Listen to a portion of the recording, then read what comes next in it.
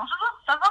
Je joue au Scrabble depuis 30 ans. Quand on joue, on ne peut pas penser à autre chose. On est obligé de se concentrer et on oublie les problèmes éventuels qui sont par exemple les problèmes du confinement. Si tu commences à jouer à 50 ans, tu n'auras pas les mêmes performances que si tu as commencé à 10 ans. Commencer à 10 ans, c'est un peu ingrat parce qu'il y a des gamins qui laissent tomber. Si tu as mal écrit un mot, tu as 0.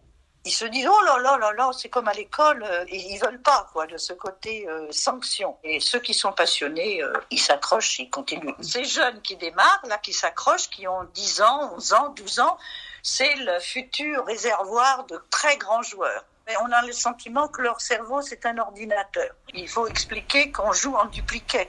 Les gens ne connaissent pas le duplicate. Ils connaissent le jeu en famille, comme ça, tous autour d'un jeu. On se chamaille, enfin, ça fait passer le temps. Mais le côté duplicate, qui est quand même différent, ils ne le connaissent pas. Et souvent, quand ils le découvrent, eh bien, ils sont surpris et ils voient le Scrabble avec un autre œil. Ça, c'est sûr. Et puis, on devient même souvent accro et passionné, hein. En duplicate, tout le monde a le même tirage. On a les mêmes lettres, on a donc les mêmes chances. On cherche, chacun de son côté, on écrit sa réponse sur un petit ticket. Il s'agit de faire le score le plus élevé, donc le mot non pas le plus beau, mais le plus cher.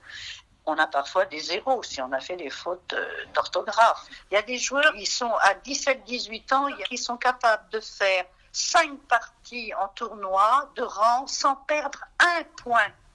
Sans perdre un point. Ils sont au top à chaque coup. Ah oui, non, mais c'est fantastique, hein.